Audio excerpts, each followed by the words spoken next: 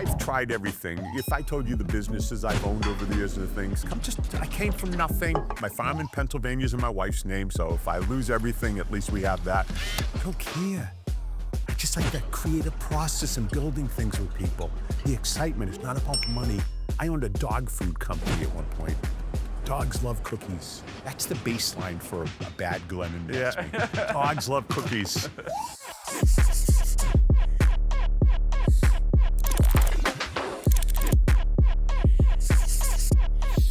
Welcome to John and Mark Podcast. We are live with a very special guest, Glen Lerner, at the Big Truck and Auto Summit in Chicago. You were one of my bucket list items of people I wanted to talk to for a couple different reasons. One, you're a very, very popular name. Two, you have a larger-than-life personality that people are very much well aware of. And three, you have a very interesting background of kind of what you're passionate about. So you're known as being one of the first big-time firms from an advertising perspective. You've grown tremendously. Everyone that's in the personal injury space kind of knows who you are and who the firm is. And then you've also adventured into different areas. So you've adventured into tech. You've adventured the private equity route. You've really transformed as the firm's grown, and you've done a bunch of different things. And we discussed a bunch of this before the episode started. I think the biggest first thing is it kind of shocked the world when you guys went through the private equity process. And I wouldn't say you sold. We were discussing beforehand. Talk through the process and what that deal looked like and why it made sense for you all to have those conversations. Well, you almost said everything. I think I can just go. Here we go. Gosh, there's so many things coming together in this business model right now. Case cost acquisition prices. Through the roof. Insane. I mean, and I was telling you that I'm a marketer, so it's like... When this all started, in 1998, when I first started doing my large-scale advertising, I was with a bunch of other guys using One Call, That's All, until I took ownership of it eventually. My first month in Vegas, where I'm licensed, doing One Call, That's All for $10,000. Take a guess how many clients I got. I know the answer, so I can't guess. It's an insane number. 66 clients we signed. That's $166 a case. Or $160 a case. Maybe my math is off. Our case cost acquisition price since then has gone up 25-fold. It's roughly $4,000 a case now in Vegas. And so when you look at the case cost acquisition prices going up, competition, labor, how hard it is to keep as you keep going, because it's a very linear profession. Yep. You know, it's just how many we signing, how much we getting per case, how much are we making, and you have to make more than you spend, or unless you're a tech company, you go out of business. Yeah, correct. You got to make more than you spend, and you got to acquire more cases for revenue that's not going to realize for 18, 24, 36 months down the road. So you have to get ahead of it for growth and invest in it. Absolutely. And I think the one thing that's been wonderful about the competition, it really started around 2019, 2020 with COVID in 2020. It ramped up. Really exploded. I think lawyers are notoriously slow to pick up on market trends. So everybody's, even though the market was starting to decline, you have autonomous vehicles, you have the advent of AI, you have case cost acquisition prices, you have private equity coming into the market. Sorry, all of this. It's like I told you before, it's like an atom smasher. And we started looking at all of these things and we're like, okay, we've been working our butts off. I think our revenue has almost doubled since 2020 with 26% fewer cases.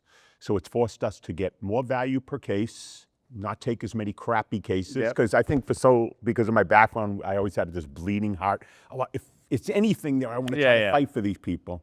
Those are the clients that are your number one candidates for bar complaints. The worst cases are always your worst clients. Yeah. You know, so I think we started picking and choosing a little better. Low impacts, we stopped taking, the pay transfer cases that used to get paid on. And I think we kept developing as businessmen in terms of trying to stay ahead of the curve, but it's just getting harder and harder and harder and harder. And I think the opportunity to bring in a strategic investor, take some chips off the table, put millions and millions of dollars more into our marketing, bring some new eyes. I've been a terrible businessman in so many aspects. Gosh, I mean, we've done well, and God has blessed me with a wonderful life and my partner with an amazing life I could never have imagined, but I could have done so much better if I had done certain things if I hadn't always put people ahead of profits. Some of my friends have been incredibly successful outsourcing so much. But some of these people, at one point we had about 460, 470 people. We've actually been able to we cut it back now. And I think some of that's related to volume, to maybe the mid 300s, to be a little tighter ship.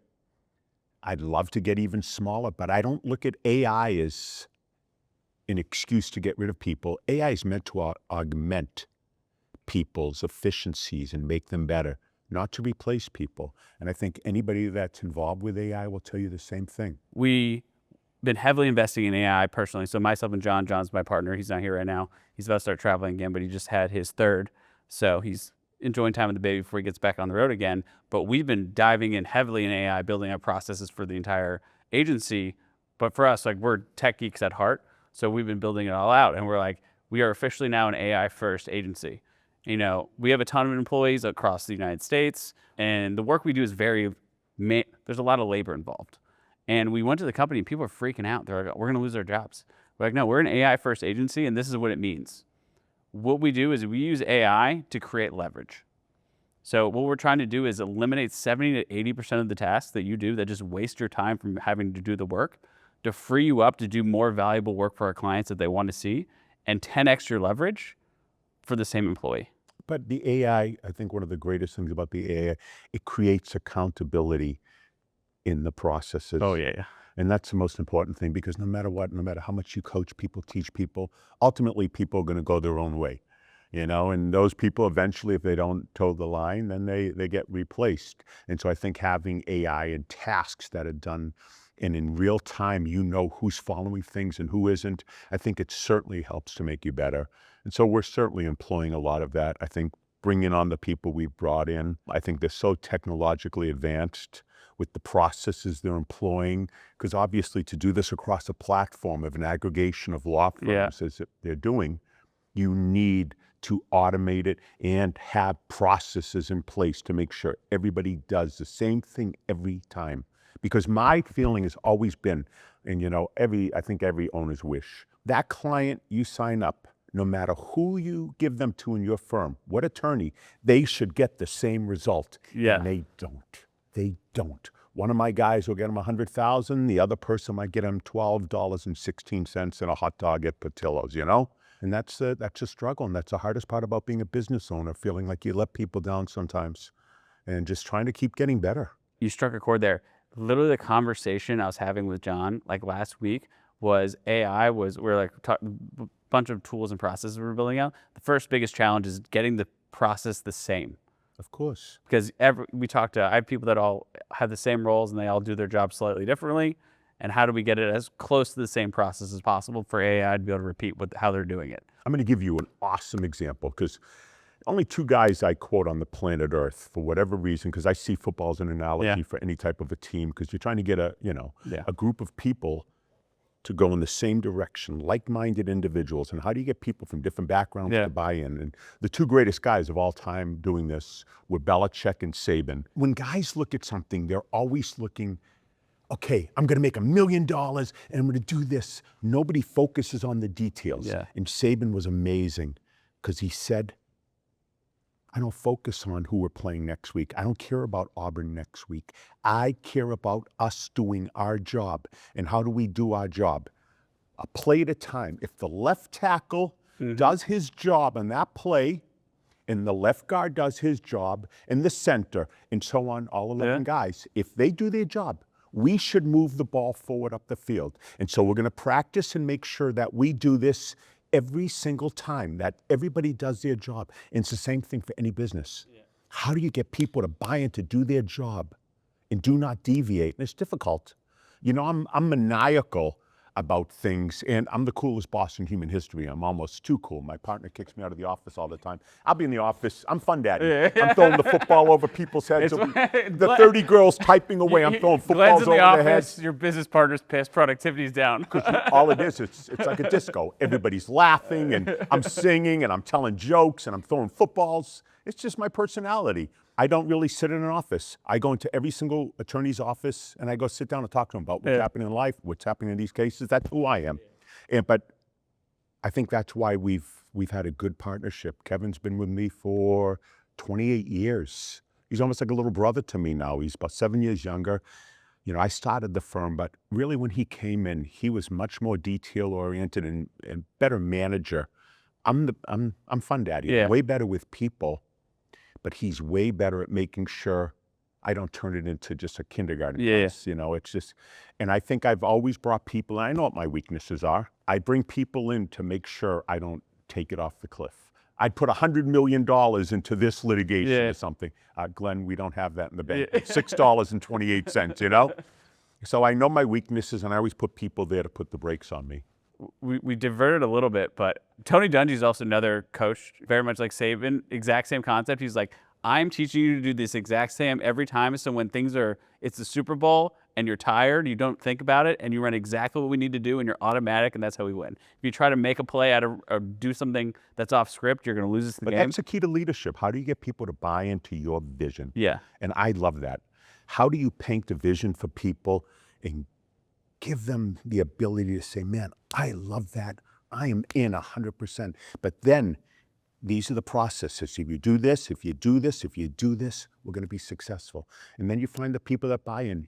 And I think in any business, you have your core people. I always look at everything as a core. These are my core people. If I lose one of these people, this is going to hurt. The other 300, they're all replaceable. And if my employees hear that, hey, try to be one of the 50 or so that's not replaceable. You find your core people you build around. Any team, you find your core people you build around. That's why you see training camp. There's some veterans that have been there for 6, 7, 8 years. If they're not doing a great job and they're not core people, they get replaced by an undrafted free agent. We have a core set. So we have a motto at the company called A Players Only. But like we keep a list, the exec team, of like who's the A players we cannot lose. Of course. We actually manage to make sure that they're happy, and sometimes it's like they're unhappy. You give them golden handcuffs. Yep, and then give them. That's usually our strategy.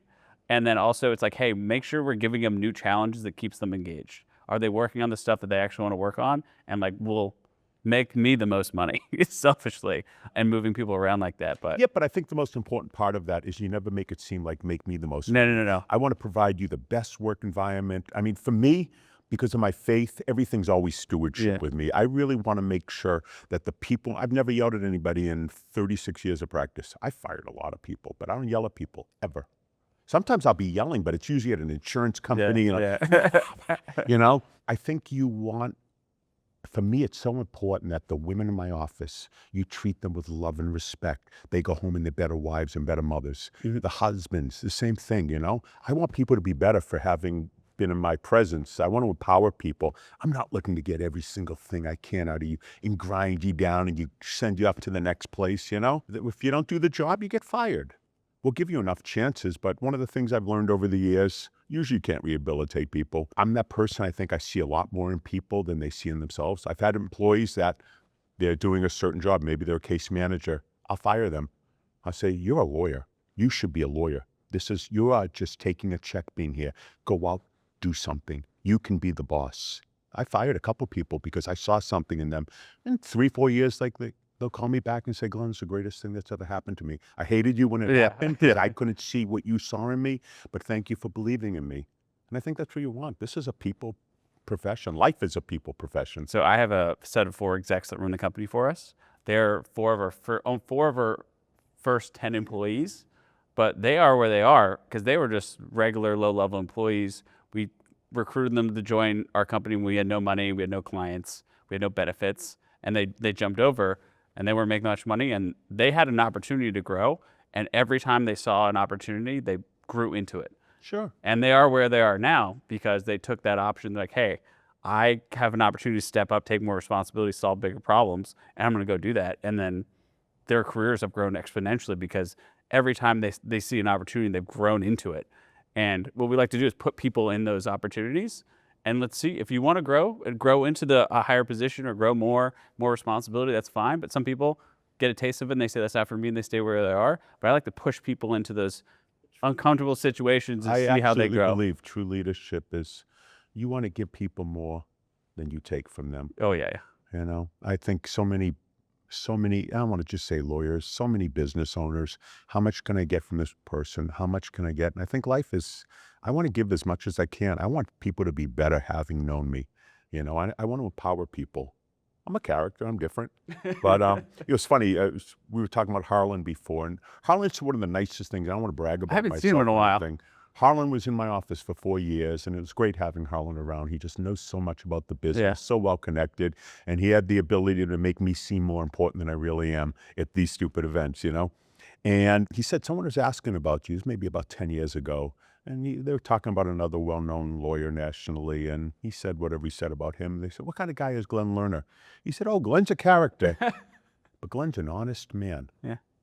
And I thought to myself, I said, man, what a wonderful thing to have said about you, because this, biblically, there's not much Yeah. more you can ask to be said about you, that you just dealt with people, equitably, with justice, that you cared about people, just were an honest man. I mean, if you eulogize me, I want to live my life the way I'd be eulogized. Yeah. No one's ever going to say Glen was the richest lawyer in America. They might say he's one of the best looking, Yeah. Yeah. especially at my age. And humble. Oh, yeah. Humble? What is this word? Humble? How would you be eulogized? And if they just said Glen was an honest man, they close the book, and what else can you say? Yeah. That's all God asks for us to be, is to treat the poor. True religion is loving the orphan, the alien, the widowed, the oppressed. That's it. That's true religion. Everything else is a joke. It's a lie. Yeah. If my eulogy was he loved God, he loved his wife, and was loved by his family, I'm like, that's all I need. Love God, love people. That's it. We break all the 10 commandments down into that, and it's pretty simple. I'm curious to know how you have changed how you've operated the business since you've come into faith. I'm certainly very honest and upfront with my faith. I think the things we do in our communities, I don't know if we're not the most charitable law firm in America. We put millions of dollars a year back into our communities. We raise $1.1 million every year with our golf tournament, which is probably the best, for sure the biggest legal run golf tournament in the United States. It's pretty amazing. If you've never played in our golf tournament, I would love to come. it's amazing. It's insane. We give out more swag than the Oscars. It's a blast.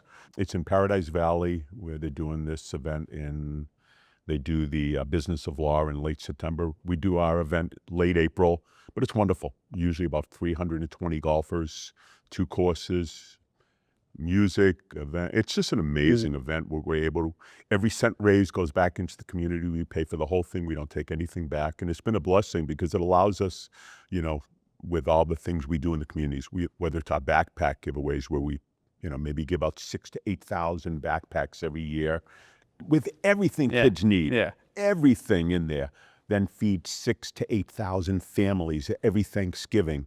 All these things we're able to do, and I think part of that's based on our faith. Absolutely, What a blessing. Think about it.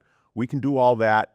Yeah, I remember the first time we did a Thanksgiving event in Chicago, and I got together, and we were holding hands, just said a prayer, and I was just, God, you've blessed me so abundantly. Not only can I feed, the 20 people, most of whom I didn't want coming to my Thanksgiving. Yeah. They were my brother-in-law's his ex-wife's family. Well, I didn't want them coming, but nevertheless, they all came. But you've also allowed us to feed another 1,000 families, and it doesn't even affect me a bit. And now it's 6,000, 7,000, 8,000 families every Thanksgiving, and it's become such a cool event. And it's amazing because I'm like, I grew up with a father in jail for double murder. Yep. I grew up on welfare. This has all been a joke. I've been blessed with more than I should have, more than I could ever want. Yet I'm still human, and I still want more, and I'm notorious. My wife and I, we built or lived in 17 homes in the last 27 years. I'm a tortured soul, I'm creative. I want to build, and and yet you never know how much you have, that you have enough, that you see what most people don't even have, man. I can't even tell you how many times we've seen people sleeping out overnight for a turkey. Then we stopped doing the turkeys. We had to stop doing the turkeys. We were handing out these frozen turkeys, 22-pound turkeys. One, I got turkey shoulder, no matter how big my arms are. Yeah. You lift 1,000 turkeys at a time, and you say, oh man, it's turkey shoulder.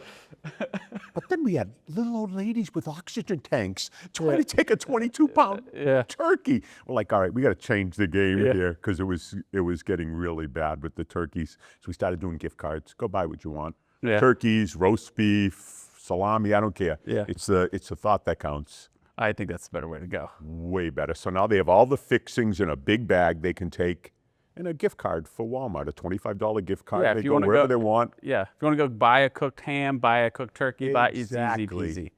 But we started seeing all these old people, disabled people trying to take these turkeys. And then the worst thing, we started getting negative reviews because the turkey was frozen. I couldn't thaw it out before Thanksgiving. Lerner and Rowe sucks. No good deed goes unpunished. Yeah, I was about to say. It's one of those things where tying it to your faith, I'm a religious man myself. Religion's not the right word.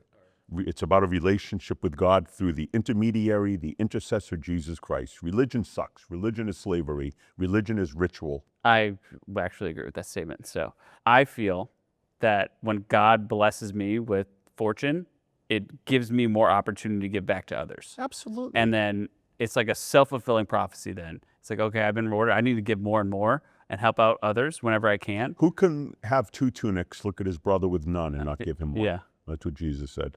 It's one of those things where it's like, it is part of the success that you continue to give more and more. Like, the more you give, it might be better ROI on your firm's dollar than buying another TV commercial for all the giving you give.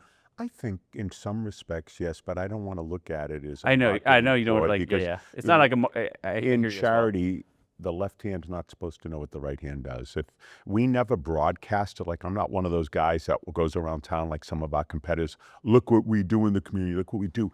If we do broadcast it, it's only to bring people there. It's never to talk about us or look how great we are, because then if you want your rewards from men, then God's not going to give you your rewards. I just want God to see, that, we're not complete wretches. I'm a big believer that, like, if I make donations, I usually just do it anonymously, because if I do it with my name, I know that I'm like, You do my name?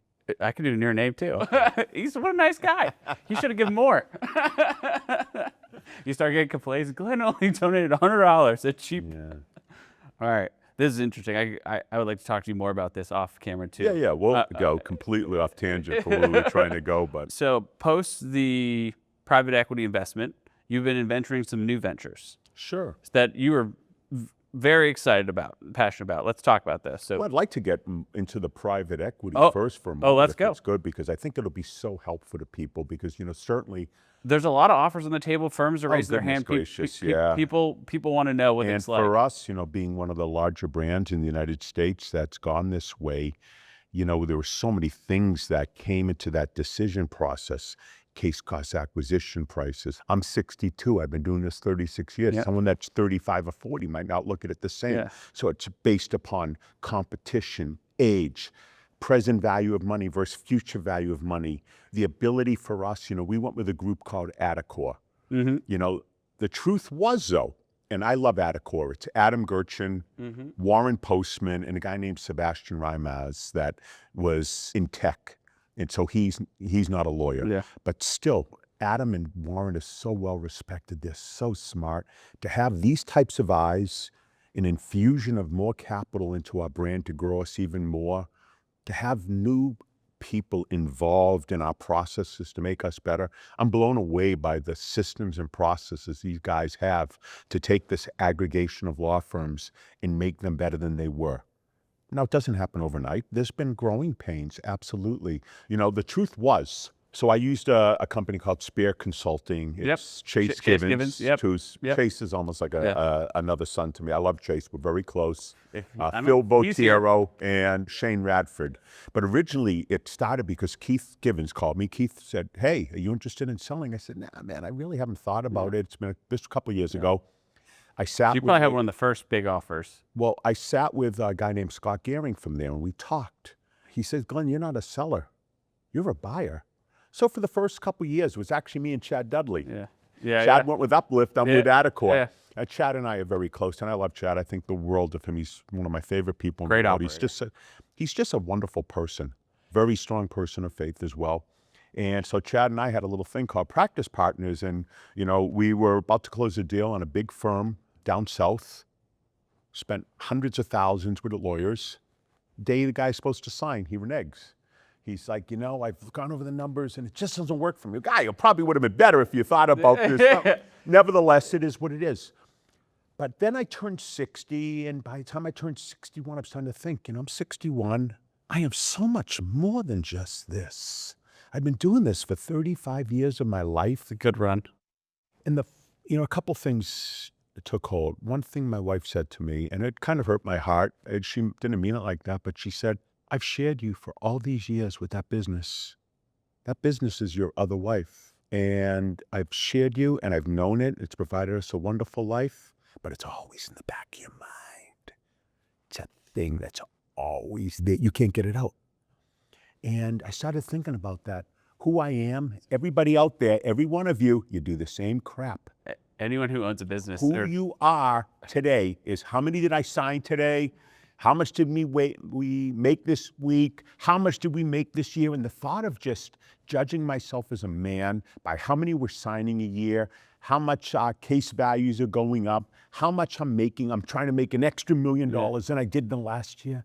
Man, I'm more than that. I have way more to offer the world than that. A few years ago, I got involved with a little tech company called Lexamica.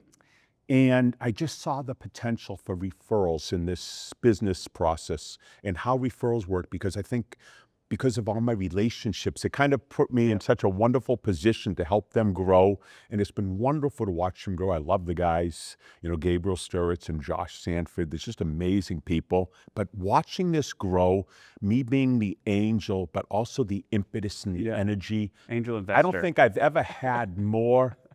You're not little angel rings. It's funny because I was with Viraj Bindra from Finch Legal, who I just love, one of my favorite people in the world. And he's like, man, you just have so much energy and I said, man, I just feel like the ability to focus a little more on this side, tech now, when I have some new eyes helping the business, and my partner stayed on as an employee, and it lets me focus on other things. I'm focusing on helping Adacor grow. My skill set is, I have no other skill set except I'm good with people. I like people. No, am I liking people still? By the end of the day, I'm running back to my house, locking my gates, locking my door, putting in my alarm. I don't like you that much. My gun's here, and You see you and your wife locked in your house by yourself. Yeah, she's crazy too. She will shoot you. She's never not caring.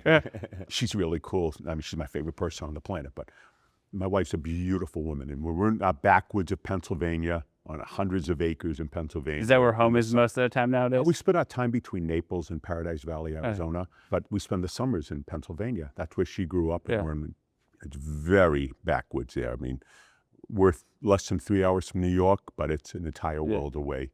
You hear banjos when you come up my driveway.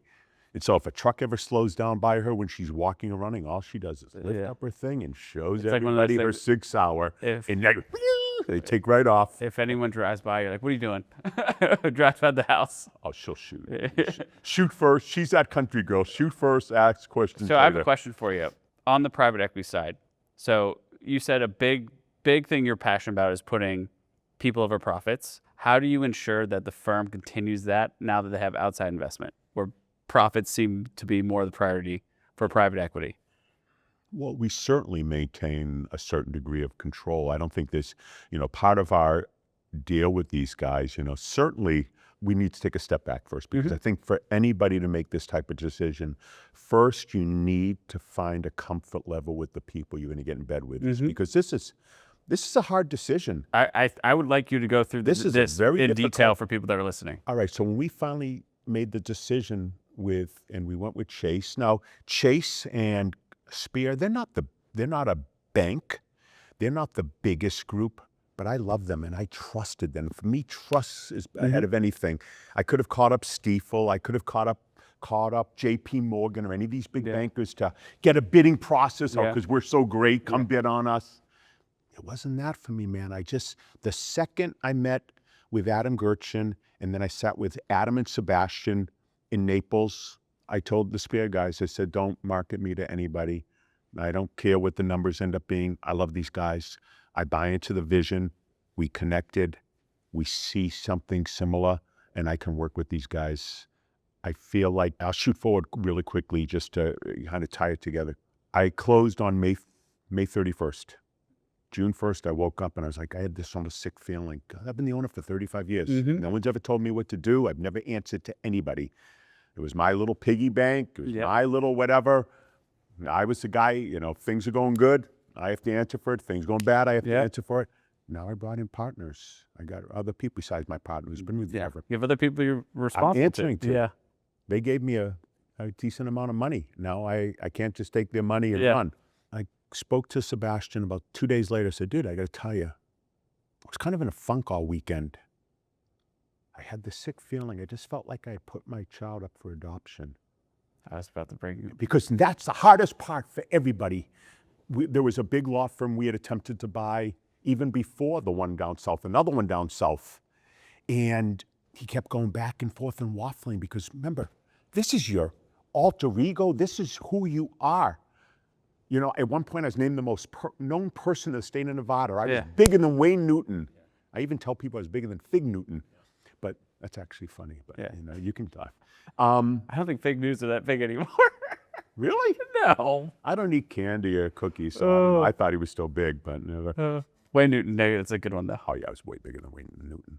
This feeling that I had put my kids up for adoption. And I spoke to Sebastian, and I said this. I said, I'll never tell this to anybody else. I never want anybody to feel, but you and I become close, and I trust you. I like the sick feeling. I just feel like I almost abandoned my baby. He says, man, that's the wrong way to look at it. And this is an amazing way to, and this is why I'm with these guys. Yep. You put your child up for adoption. You let your child go off to college, and you're going to see your child grow amongst its peers, different people interacting with it, and growing and becoming everything it can be. That's really, except also the indoctrination into the democratic socialist America at college, You avoid that part would be nice. Not at any of these universities. It was interesting when you brought up the story about your wife saying that, she said that your business is your other wife. And when you said that, I was like, really, your business is like your other child. That's how I feel about mine. I think it all probably waffles in between. I think the wife looks at it as your other wife. It's your mistress. Yeah. Because I'm always thinking about it. But it's absolute, and it's a terrible thing. It's a blessing and it's a curse. But it is true, we were just joking about indoctrination of your kids when you send them away. So our son he loved Jesus so much we went to college that the first thing he did, he showed up at a church. First day in New York City when he went to NYU. He's our youngest. He's 25. Does he work for you now at the... No. In the media company? Nope. He's in film with me. We have a little film production. No, that's what I mean. He works for you at the film... Yes, we do some film stuff. We're faith-based films and some other stuff, but he's amazing. Inspire Media? Sorry, Inspire. Yeah, I saw on the website. I was like, Inspire. I was like, and I saw the last name. I was like, Street Max? Productions. Is it Max? Maximus There Lerner. you go. Good memory. First day he goes to a church, Max being who he is, ended up at a Korean church, so he had to hear the whole thing and translate it. But nevertheless, shoot ahead 7 years. You stick your kid in New York for 7 years, and guess what? I think he's got a Mamdani tattoo in his butt. Yeah. Godspeed with that one. Oh, Lord. What are they doing to our kids? But what you do with kids is you give them enough faith and you give them enough of a foundation that they come back once they have their own kids. And I think that's what happens. So I think we just went on one of my I know. Continuing that analogy for the business, though, for those who are considering selling, you had a business that was over 20 years old and 35, like once again, very mature. You said we're sending it up to college. For someone who's considering... Yeah, had stayed back a few years. Yeah, for someone who's considering selling, what is the proper time frame to consider of it's mature enough that you should be seeking outside investment? Certainly I think for anybody that's looking for, bigger aggregations, I don't think too many people are looking at firms that have an EBITDA under $10 million. There are groups that are taking smaller firms, absolutely, but someone like Adacor, that's not, they want brands. Yep. I think it's an aggregation. I kind of have coined the phrase that we are the Louis Vuitton Moët Hennessy of law firms. We're trying to aggregate some of the biggest and best brands in the country because brands, no matter what, they don't ever lose their luster. Mm-hmm. The brand is still going to trump so many other things because it's an incredibly competitive world. I mean, you think about it, besides all the other competitive forces. Then you have lead gen and private equity that come into a market. They transferred from mass torts because they see the rate of return. Yep. And, you know, your success rate's 95 to 98% on PI cases compared to mass torts where it's 38%. Yeah. You know, it's just cash flow. Everybody, hedge funds, private equity, they are cash flow businesses. That's it. And so if you can show them the cash flow, they followed the wrong horse in the beginning with mass torts, but then they saw the light. And unfortunately, all that money coming in is just made it so ultra competitive. And you start seeing the writing on the walls. You know, especially, so for me, I think it was a combination of competition, age, getting the infusion of capital, working with people smarter than me that can see things and correct some of the business mistakes I've made. Because I've made way more mistakes than smart plays, but at least my smart plays probably overcame the mistakes. Yeah, all you have to do is the bad mistakes can't bankrupt you. Absolutely. And so I think in considering all of that, I became, from a buyer a couple of years ago, a seller. Now, it was a long process. This was a 7-month process. Don't forget, you know, one of the larger practices in the country. We had multiple entities from our Vegas office, all the Arizona entities. They're all different. Chicago is a different entity. New Mexico, all these different places. And so tax-wise, the lawyers. So much due diligence Oh on my your God, there were Zooms with like 11 different lawyers, and it was just like, I could hear it in the back of my head. Ching, ching, ching. It was like. They're not cheap. And the things they're saying on the conversation sometimes. So I said the greatest thing of all time when I'm on one of these Zooms, because I can, because I'm the one paying everybody. I said, you know, I just want to let all of you know. Every lawyer on this call, I want to let you know. And unfortunately, there was one woman on there, so I don't hit women. But I think she may have thought she was getting hit too. I wish we could go back in time till we were all 18, because I'd knock every one of you out. They thought about it a second. They said, that's pretty funny. You know, I don't know if you can go back in time, but oh my gosh. There were times that it almost fell apart too. There were a couple times. I think for Adacor, getting me in particular was a big thing, because I'm kind of like David Lee Roth. I don't have a lot of musical talent, but I got presence. Yeah. And I think they needed someone like that, because I think I can intelligibly speak and articulate what this is about, what it is to be a lawyer, you know, and where we are going and evolving. For me, everything in life is about evolving as a man. I want to keep growing as a man. I want to be a better man, a better father, a better husband. I don't want to go back. I want to see my business evolve. I don't have to get every penny of it now. I'm happy to share it, because I think if these guys can make my business twice as valuable, then I got some money up front. I'm still going to get more money. Down the road. And there's the back end. And I trust these guys, man. These dudes are smart. And when I started weighing everybody, there are so many people coming into this space with somebody else's money. Everybody gets a text or the emails. You know, I call back almost every VC and I talk to them and say, hey, I've made a deal already, but I'd love to talk to you, tell you kind of what I experienced. I can happy to help you and show you any guys that don't you know, fit what we're doing and push them your way. Because I truly believe there's going to be a lot of collaboration to get to the finish line. I don't think there'll be a lot of these final roll-ups. I absolutely trust that Adam Gertchen and Warner Postman will be the ones to get this done. I wouldn't have gone with them. I think we absolutely could have gotten maybe more money from someone else. It wasn't about that. I hear guys all the time, what's the multiple? What's the multiple? Guy, if that's the first question you're asking, that's childish, and this isn't for you. You know, here's the thing. I want to take everybody back, because this is amazing when you think about it. 5, 6 years ago, there was no exit strategy for a law firm. There wasn't. One thing, you know, it was called an earn-out. Yep. You sell it to another partner. You sold it to the guys who didn't build it. They worked with you. And you financed it for them. Exactly. Wait a second. I just don't have to show up at the office anymore. And you're still going to pay me my 100%. But out of some sense of loyalty, misplaced loyalty, I'm going to just let them take the firm from me because they've been with me. That is a fool's choice. And I'm going to tell you why. Did any of them mortgage their homes to keep that business open? Did any of them, when you were getting the bar complaints or this or that, pay for the lawyers or have that sick feeling in the back of your head? You know, all the things that you go through. If I could tell you the things I've gone through to get here, but I'm still standing, no matter what happened, none of them had to do it. That's why I'm the boss. I don't ever quit. Nothing gets me down. It slicks off the back of my head. I ain't giving you my business. I paid you incredibly well. I had golden handcuffs on the best of you. Guys that I paid 7 figures over the years, you know? But it ain't your firm. I work for this. I shed blood. My wife says this was my mistress, you know? Yeah. And so that was the fool's play 5, 6 years ago. Guys were there are still guys that'll do it today. Yeah. Out of some sense of loyalty or, oh, I owe it to them. Guy, you're a moron.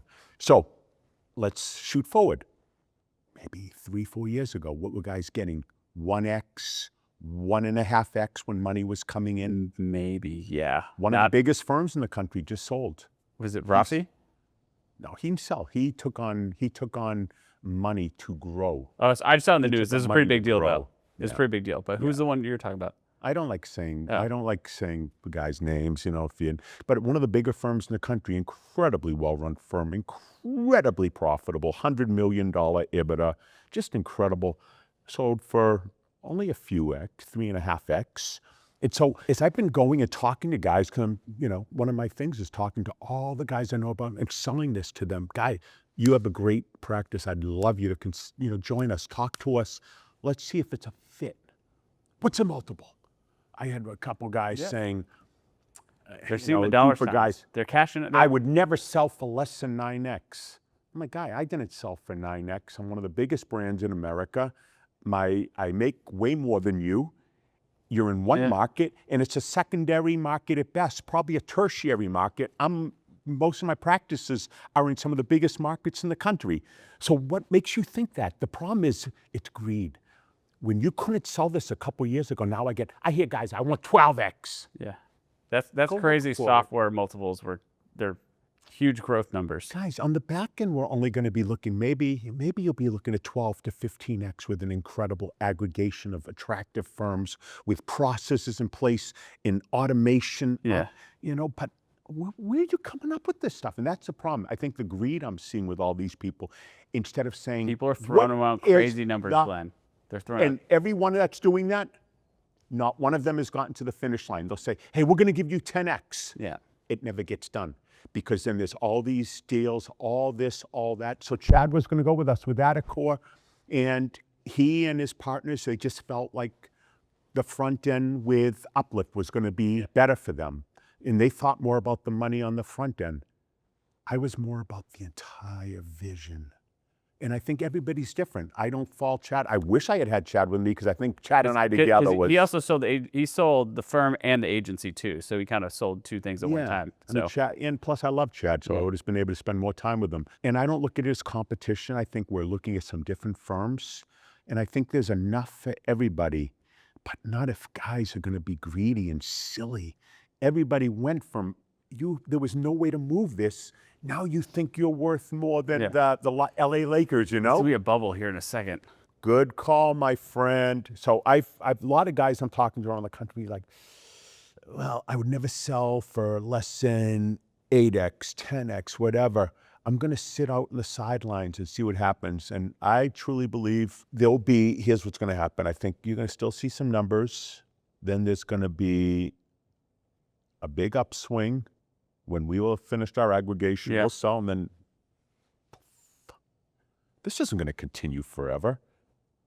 I don't know how people think this is going to continue forever.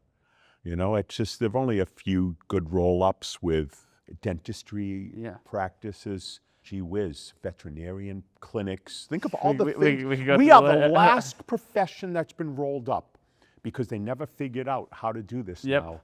And structurally, legally. Absolutely. And I think it's an exciting time to be involved in this space. It's kind of fun to be one of the quote unquote pioneers. Yeah. And certainly I guess because of my personality, I'll become one of the front men for this thing. I'll call them poster boys.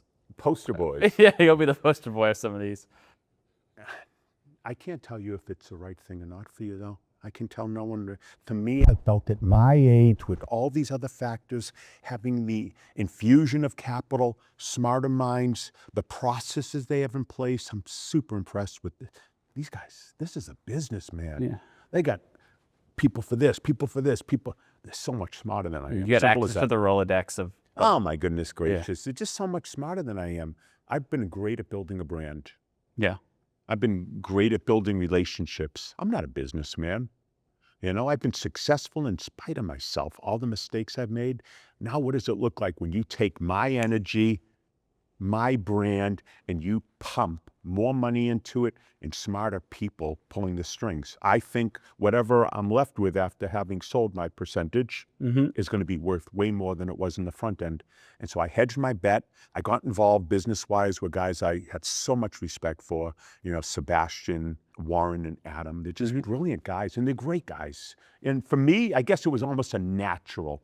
Sebastian lives in Paradise Valley, Arizona, where I live. Yeah. Adam lives in Naples, Florida, that where helps I very live. much. I was like, God, you're telling me something. I was like, I don't need to talk to anybody else. I'm not going to get in a bidding war. What's the difference? 8X and 6X, 6X with 4X. It's all just numbers, man. I got enough. I want to have a new journey. That, for me, was who are my partners on this new journey? It wasn't about getting every cent I could, because all these guys that are offering you 8X, 10X, 12X, well, no one's offering 12X. Yeah. There's all these clawbacks. Yeah. There's all these things that you can't make, but everybody they get these stars in their eyes. Oh my God, I'm worth, and they want to brag about, I'm worth $500 million. And God, they're going under. I have a question for you. So I've seen a lot of these deals start happening. I'm like I'm not part of the deals, but we do work with a lot of the MSOs from a marketing perspective. We work with a lot of firms who are in the process of going through the evaluation. So we are part of due diligence from a marketing perspective in that. A lot of deals we've seen die at the finish line. Absolutely. Happens more often the one than I told you about down south. Once again, you just have to sign the papers. It's literally at the finish line, all these. And what we've heard a lot of them is when they see the contract for name and likeness, that they now own. That's a tough part about it. Once again, I want to ask you about that, because you have a name and likeness that's worth $100 million, maybe, your face. Obviously not. How much TV have you spent with your face on it over $500 million or so, easily? You have probably one of the most valuable name and likeness as part of the deals, and they're getting that as part of the deal, correct? Mm-hmm. Deal's a deal.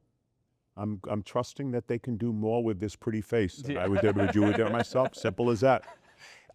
I'm in such a unique position compared to other people. I've spoken to some of my friends around the country that I think I piqued their curiosity, but they're still staying on the sidelines, at least through the fall. We'll pick up the conversations maybe in September because of my involvement now in technology with Lexamica and some of my other business interests. I had some other opportunities that I wasn't solely dependent upon my interests. The fact that I'm involved with Adacor trying to bring in new people, I think I have a different perspective on it, that I looked at the entire field. I wasn't just looking at one little section. And it wasn't just about how much up front. I was looking at how everything works together. Adacor has gotten involved with Lexamica. I think the ability to bring in all the Adacor clients onto the Lexamica platform. Well, it kind of makes sense with the model. Of course. So for all of it, it all worked together for me. So it wasn't just, this is how much I'm going to get. I'm looking at how does everything work together? The relationships, the access to capital through a guy like Adam Gertchen, who's just a genius with that, And it just worked for me. I can't say it's for everybody. So we're still going through all these little processes. It's growing, but it's exciting. Like I told you before, with Lexamica and my involvement and working with a lot of these other tech guys, some of these guys have become like my family. I got Rami from Even Up, who I kind of adopted him. I can't help it. He's my little adopted Bulgarian baby, Viraj, Viraj from Finch is one of my favorite people in the world. Vivek, you can't not like Vivek. Vivek Foundation. is great. We do a lot of stuff with the AI companies. Like, they're great. I'm 62. These guys are in their 30s, their 40s, their 20s. It's exciting because I'm hearing all these new ideas, and it's giving me like a new battle. I think when you've been a leader of men for so long, now I want to try to lead you into something else. This is a new place to conquest, but I love Lexamica, my involvement with it, for one thing, because it's such a relational platform, because referrals are inherently relational. So how do we take that and make it more and more relational in meeting people and getting people excited about it? It's not just about, all right, we're going to sell for $5 billion. What can we build together and have fun, And I like that. I think you're looking for new things to always keep you creative and excited. Our business, like we were saying before, for 36 years, lineal. You're on that like hamster wheel. It was just like Okay, we signed up 100 today. I'm a winner. We signed up 6 today. I'm a loser. yeah. Oh, we only made $1 million this month. I'm a loser. Yeah. We made $3 million. I'm a winner. We lost money this month. I'm a really big loser. Man, I'm more than that. God gave me wonderful gifts, but they're to touch people and to really go out there. I'm an evangelist, man. Yeah. I'm an evangelist. I'm just an evangelist trapped in a lawyer's body. Since I came to Christ 20 plus years ago, I'm an evangelist trapped in a lawyer's body. I'm going to use every opportunity to share how merciful he really is and what he's done for a wretch like me, how he took a guy that hated himself, I had everything the world wanted, but I wanted to kill myself every day.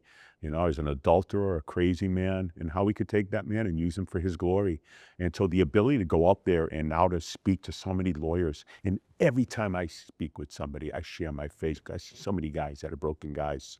But one thing I'll tell you with Adequor, because, you know, one of the things they always ask me, because I know so many guys, what do you think of that guy? That's my number one question. I don't care how good your practice is. I care how good a guy you are. That's all that matters is character.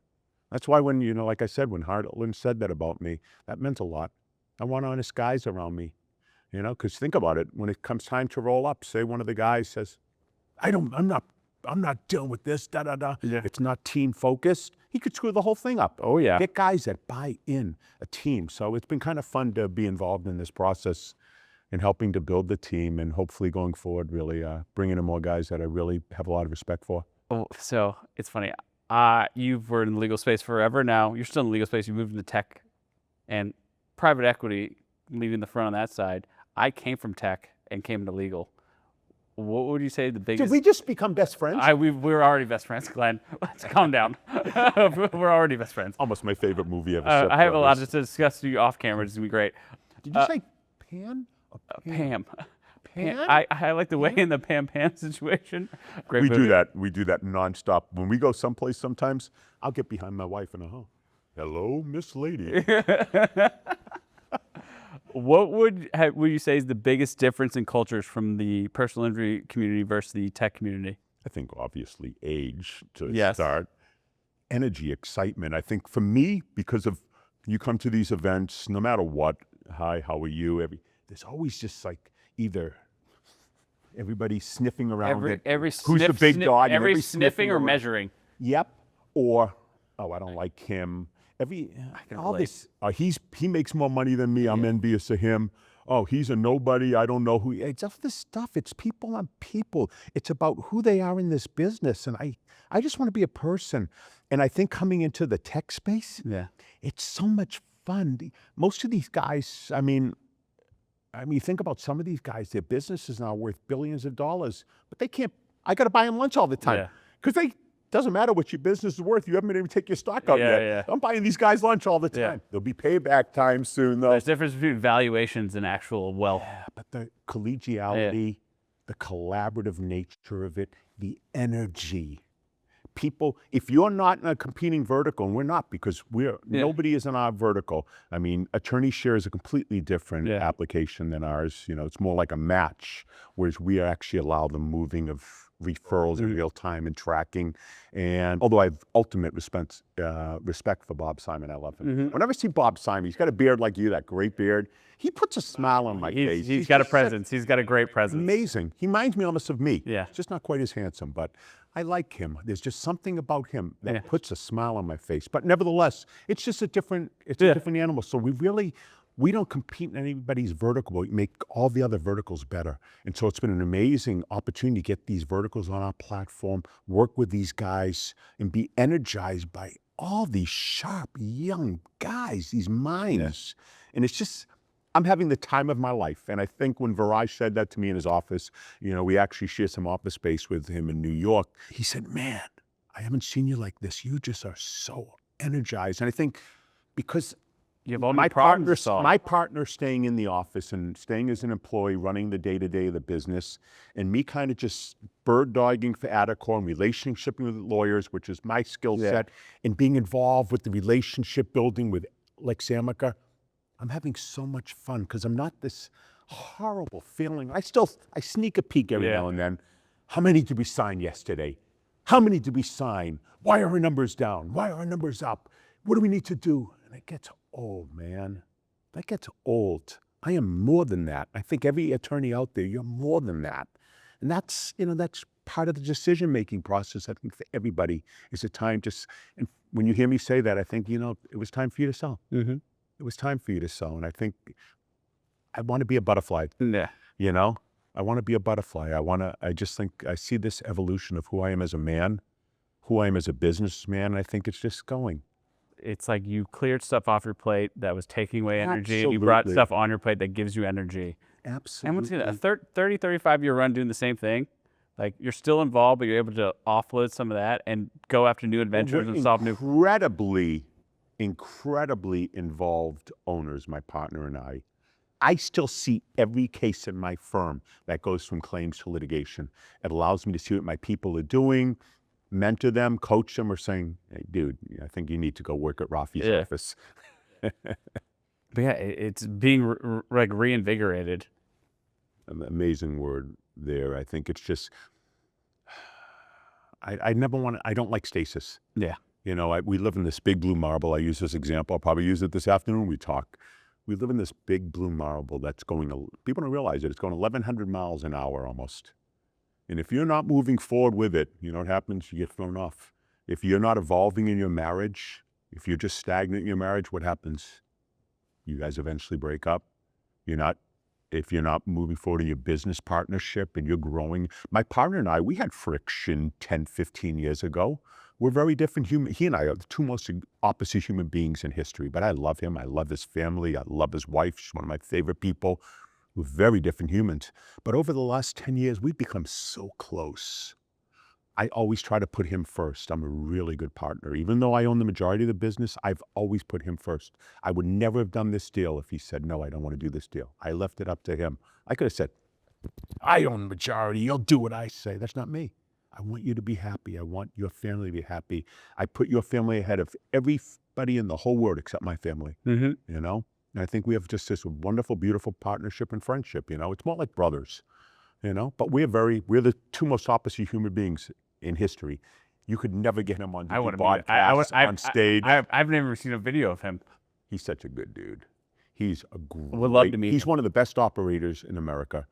Day-to-day operators, I think that one of the things that's probably hampered him is having me as a partner, because I'm a cowboy. I'll try Glenn, what anything. do you do? I've tried everything. If I told you the businesses I've owned over the years and the things, I came from nothing. If I have nothing, as long as my farm in Pennsylvania is in my wife's name, so if I lose everything, at least we have that. I don't care. I just like the creative process and building things with people. The excitement, it's not about money. I owned a dog food company at one point. Dogs love cookies. Yeah. That's what we use that's the baseline for a bad Glen investment. Yeah. Dogs love cookies. I said, Guy, you're even worse. So I'm involved with like Mint Mobile. Yeah. So we have an MVNO that I've been the funder for, and it's exciting to see what it's turning. It's called New York Mobile, and it's exciting to see what it's turning into. And it's hard building a business, but nevertheless, I tell the kid who's running it day to day, I said, Guy, you're making dogs love cookies look like a good investment. Yeah. So I think it's just funny coming from nothing and just having the entrepreneurial spirit. Money doesn't mean much. It's just trying to see what you turn into with it in this life, All right. So John's not here. I would love for you to meet him. So once again, we are very different, the two of us. I don't You think have to be. You have to. I think If you're not complementary, if you're redundant, then it dies. If you're complementary, your skill sets. I am macro. I see the whole playing field. I know everybody. But in Arizona, I don't want to know anybody. I stay at my house behind my gates. I know the people in my office. I know nobody. My partner knows every single person. He's on every board in Arizona. He's amazing. He's the reason we flourished. He couldn't tell you one lawyer in any of these rooms in America, and I know 19 out of 20 of them, that's been the combination. I handle all the mass torts, all the stuff we do nationwide. He handles everything in our offices, and it's been a beautiful marriage. 28 years, and we'll be together and doing stuff the rest of our lives. I love him. I love his family. I will say, use his beautiful marriage. I think it's a good way to describe it. Absolutely. But he's the wife. Oh. I'm the husband. it's interesting. I think there's a unique set of challenges when you have a partner in running a business, but there's so many advantages in doing it solo. Just the fact that you have the percentage that I gave him years and years ago, I'm a cool partner. You know, we had a certain percentage, and one day I just said, you know what? You can have this percentage of every one of the practices. I don't care. Yeah. You've done such a great job in Arizona. You know, you blessed me, so whatever. It's easier for the paperwork if it's same across all. Well, yeah, it's easier, and I don't give a crap. I wanted him to be happy always, you know, to always know that I'm generous and I cared about him and he meant a lot. Having a partner, I think, is absolutely, I think I've made way more having him, giving him a percentage than if I'd done it myself. Because me, left to my own abandon, I would run this thing right off the cliff. I'm a cowboy. That's just my personality. I know what I am. I'm like completely manic. It's like you can't have two fun parents. I'm 100 miles an hour all the time, but I've never had the depressed. Yeah. I'm just manic. Let's go, guys. Yeah. We're going streaking across the quad. Yeah. I'm Will Ferrell from Old School. We're going streaking. Where's everybody? Yeah. You need the balance of both people to be successful. Oh, absolutely. And I think over the years, especially over the last 10 years, I think there's a lot more mutual respect. Yeah. And I think I think it's good. I think it's the same as almost your marriage to your wife. You know, it's you have to grow together. You have to learn good communication. Absolutely. You have to learn to compromise. No, and you have to learn to fight well.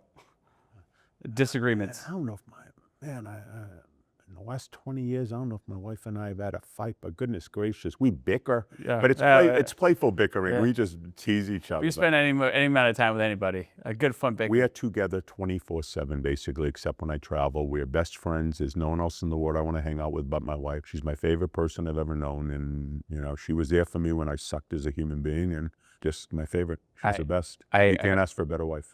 I have an amazing wife as well. I heard a term that your spouse is the most important thing, but who you marry, you either marry a lid or a launch pad.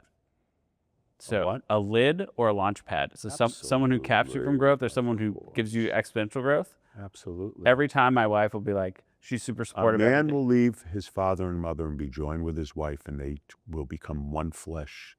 There is no Glenn without Robin, you know? And you know, it's just interesting to see where you go in your marriage.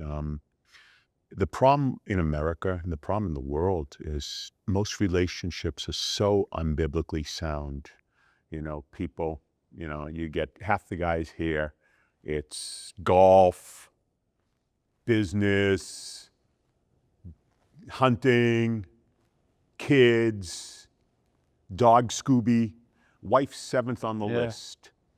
If it's anything but God first, wife second, children third, and everything else, then it's not biblically sound.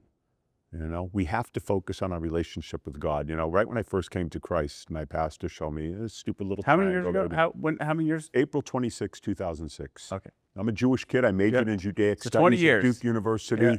You know, I'm a Jewish kid that, you know, if you ever said Jesus in my house, I would kick you out of the house. And God has a sense of humor, huh? He can use anybody for his glory, even the most wretched of men. But nevertheless, if you focus on God, you and your spouse, that's what you do. She focuses on God, you focus on God, and you meet up there in God, in Christ. Then you have something, there's a foundation. If your relationship's just, we have great sex. Well, let me tell you something. After 30 years of marriage, you don't have sex as much. We all know that. You know, well, the sex isn't there anymore. All right, well, what is there? And after 30 years, your kids leave, so you don't have the kids. Kids aren't there, of course. I had a friend who said to me once, both he and his wife were alcoholics, and I don't think they realized we're alcoholics. And he stopped being an alcoholic, and his wife was still drinking. And he said, you know, it's very tough, because my wife and I never knew each other except for when we were alcoholics. I don't even know who she is. That's an amazing thing, huh? It's a sad thing. Yeah. I just want to keep growing. It's an amazing thing. It's a really cool journey. You know, just want to keep touching people in a cool way. Glenn, thank you so much for being on. It's absolutely fantastic. Now I got to go mingle with the masses. You go do it.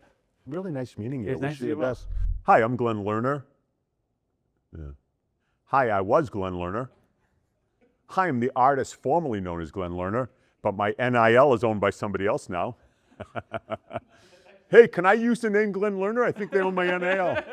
Hi, I'll put trademark next to it. No, Hi, I'm Glen Lerner from Lerner and Rowe. Please subscribe and follow us.